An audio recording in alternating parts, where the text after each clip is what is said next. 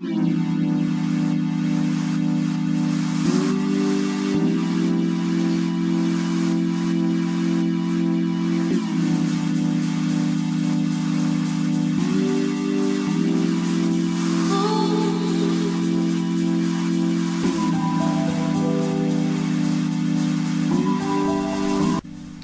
bonjour à vous, bienvenue pour une nouvelle vidéo. Ça faisait un moment qu'on s'était pas vu en effet, puisque j'étais parti en vacances et me voici de retour. Alors oui, les vacances se sont bien passées, je le dis avant que vous me le demandiez. Par contre, le seul problème c'est que pendant mes vacances je n'ai pas pu tourner de vidéo comme vous l'avez remarqué. Donc je vais devoir faire des vidéos ici un petit peu à l'arrache pour vous faire du contenu. Et donc on va commencer avec cette vidéo là. Du coup là en rentrant j'ai vu que beaucoup de personnes m'ont demandé en fait de faire des tutos. C'est pas que je veux pas, mais les tutos c'est pas mon truc du tout. J'aime pas qu'on dévoile les secrets des tours de magie, donc j'ai pas trop envie d'en faire. Cependant, pour vous faire plaisir, je vais faire des tutos, mais pour des tours très très simples que tout le monde peut faire chez vous, chez soi pardon. Et ça va être vraiment du tour très très basique que vous pouvez essayer dès maintenant. Donc aujourd'hui, je vais vous montrer 3 tours très très simples que vous allez pouvoir faire avec moi et dans quelques minutes, vous saurez faire 3 tours de magie. Donc c'est parti. Du coup, munissez-vous d'un paquet et on va essayer ensemble. Donc là, ce que je vais faire, je vais d'abord vous montrer le tour, ensuite je vous l'expliquerai. J'ai un copain magicien qui, la dernière fois, voulait jouer, et il me regarde et il fait « ça te dirait de faire une partie ?» Je fais « pourquoi pas, mais une partie de quoi ?» Bah, une partie, qui me dit. Je le regarde, puis je fais « oui, mais dis-moi une partie, quel jeu? Enfin, si tu me dis pas à quel jeu tu veux jouer, comment veux-tu que je te dise si je sais jouer ou pas? Enfin, ça me paraît logique. » Non, il me regarde, il mélange ses cartes tranquillement, comme ça. Il fait « non, je veux faire une partie. » Du coup, il prend le paquet, tac, il le coupe, et il fait « regarde, 1, 2, essaye de battre ça. » Il me sort les 4 as. Il me dit que je devais le battre. Moi, j'avais pas trop compris comment il avait fait, mais j'ai essayé. J'ai coupé.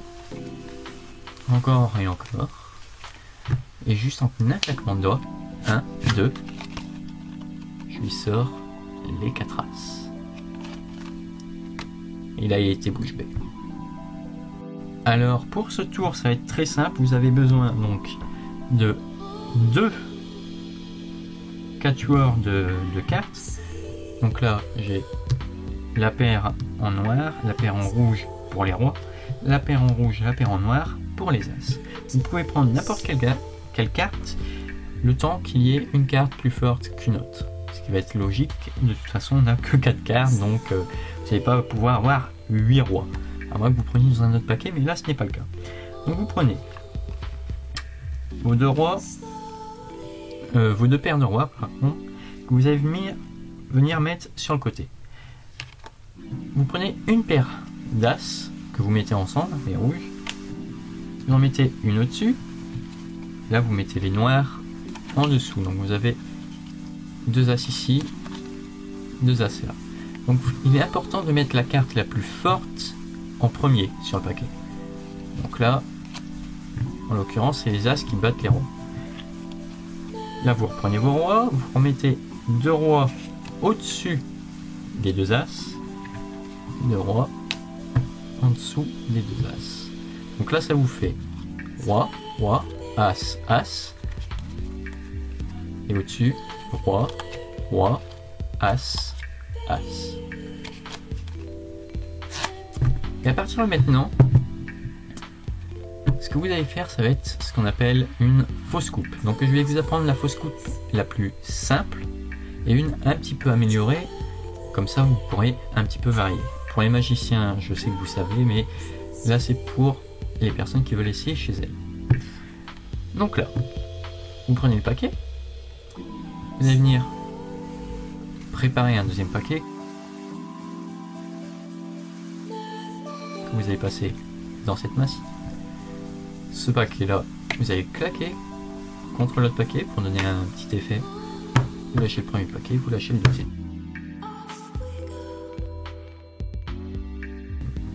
Là vous avez l'impression que j'ai coupé.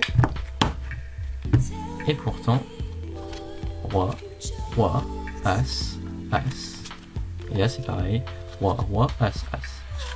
Les cartes ne bougent pas. Tant que vous faites passer le paquet du dessus dans la main, que vous claquez l'autre, laissez passer le deuxième, puis le premier, vos cartes ne bougeront pas. Donc ça, c'est une première coupe qui ressemble vraiment à une coupe classique. Après, vous pouvez faire un premier paquet. Avec votre index, vous faites tourner. Donc le paquet est entre les deux index. Vous lâchez le paquet dans votre main gauche. Vous faites un autre paquet. Avec votre pouce, vous venez chercher celui d'en dessous, qui vient ici. Ce paquet-là, au-dessus de celui que vous venez de faire tourner. Et celui-ci, vous le mettez au-dessus. Donc si je vous le refais, doucement, puis rapidement. Comme ceci.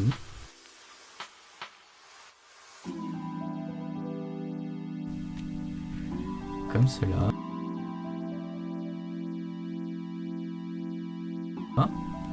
Comme ça. Comme ça.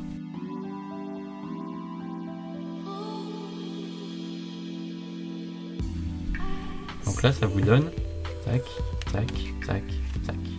À partir du moment où vous faites des fausses coupes pour laisser les cartes à leur place, c'est plus important. À partir de maintenant, quand vous avez fait 2-3 fausses coupes, que vous avez raconté votre histoire, ce que vous allez faire, c'est mettre le pouce sur le dessus, un ou deux doigts en dessous, et avec la friction, en lançant les cartes, normalement vous avez 2 cartes qui restent sur vos doigts, donc là ça va être 2 rois. Vous allez le faire en alterné. Là vous rattrapez le paquet, du coup vous avez 2 cartes. Là vous allez le relâcher sur la table, du coup vous avez 2 cartes ici, et là vous avez vos 4 rois. Là vous mettez les rois sur le côté, vous réexpliquez comme je vous ai raconté. Vous refaites quelques fausses coupes pour faire croire que vous mélangez. Tac, comme ceci. Et vous le refaites une fois. Et là vous allez avoir les as dans les mains. Et du coup après vous pouvez raconter l'histoire que vous voulez. À partir du moment que vous avez suivi ce que je vous ai dit, normalement ça fonctionne. Donc je répète, 2 as en dessous, 2 as au-dessus, hop, 2 rois au-dessus, 2 rois en dessous. Vous faites première fausse coupe, deuxième, vous faites la première si vous voulez, 1, 2, là vous avez les rois, tac, j'abrège un petit peu, 1, 2, et là vous avez les as.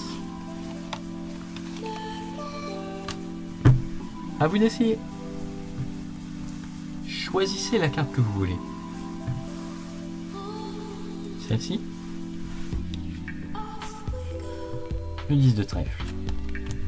C'est un très bon choix comme carte. Très très bonne carte. Regardez bien. Ce qu'on va faire quelque chose de très très impressionnant. Le 10 de trèfle est une très bonne carte, mais ce que je préfère, moi, ça reste un roi.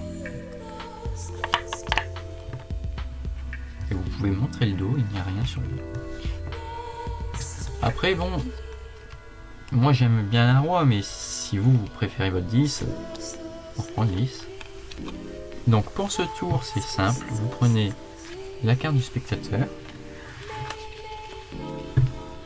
que vous allez venir mettre sur le dessus du paquet, et pendant que vous la présentez, avec votre pouce, vous allez juste décaler un petit peu la carte qui est là. Donc celle-ci, vous n'avez pas besoin de la décaler jusque là, hein, sinon ça se voit un peu beaucoup. Vous la décalez juste un peu afin qu'elle dépasse là derrière. Pour vous là, tac, vous allez avoir la carte qui va dépasser juste un petit peu. Maintenant que la carte dépasse, vous allez poser celle-ci par-dessus et vous essayez de l'égaliser un maximum.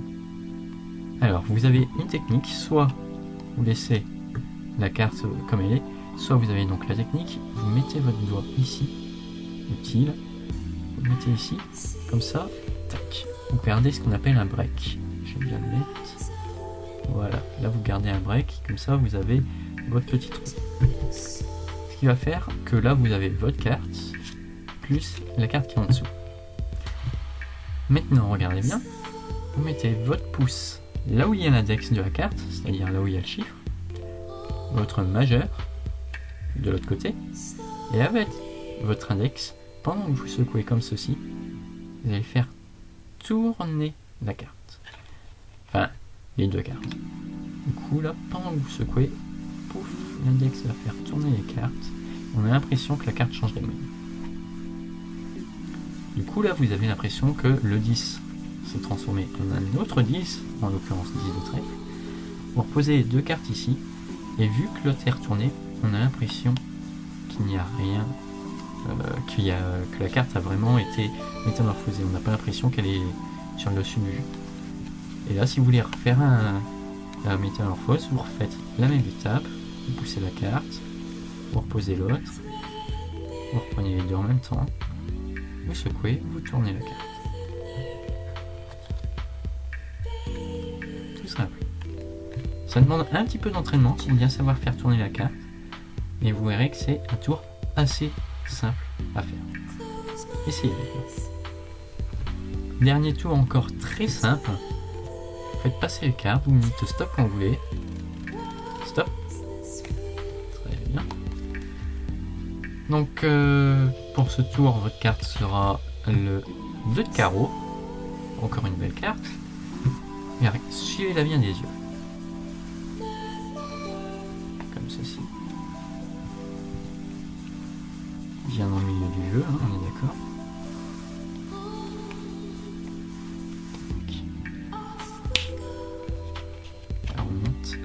Instantanément sur le dessus du jeu. Ce qui est quand même impressionnant. Notez-le. Après, bon, on peut toujours essayer de faire, de faire se métamorphoser la carte. Si on la pose ici, là, comme ça, on va prendre cette carte-là. Là. Regardez bien. Et là, automatiquement, la carte change de place. Donc ce tour va être peut-être le plus compliqué des trois vraiment à maîtriser, mais vous allez voir que c'est encore un tour très simple à faire. Là, ce qu'on va faire, vous allez faire défiler les cartes. Le spectateur vous dit stop quand il veut, par exemple ici. Donc, vous prenez la coupe. Et ce que vous allez faire ce qu'on appelle une levée double. La levée double, qu'est-ce que c'est? C'est venir prendre une et deux cartes à la fois. Alors, bien sûr, les cartes ne seront pas prises comme celle-ci. On aura vraiment l'impression qu'il n'y a qu'une carte. Là, par exemple, si je fais ma levée double, normalement, là, je ne sais pas si vous voyez, mais on n'a pas l'impression d'avoir deux cartes, alors que pourtant... Donc le spectateur vous dit stop quand il veut, tac, ici.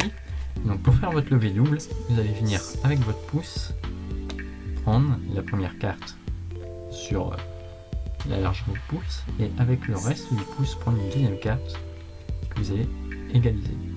Vous avez juste à reposer la première carte sur la deuxième et là on a l'impression d'avoir une seule carte.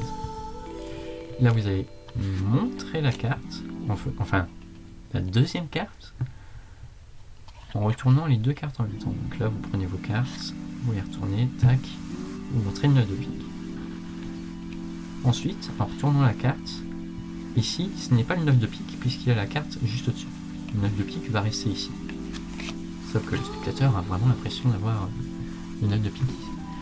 Donc là, ce que vous faites, vous coupez le jeu, vous faites bouger la carte du dessus, vous faites croire que c'est le 9 de pique qui est bien au milieu, tac. Vous le faites rentrer, claquez les doigts, et bizarrement il est remonté. Donc vous savez qu'il n'est pas remonté, mais le spectateur a l'impression qu'il est remonté.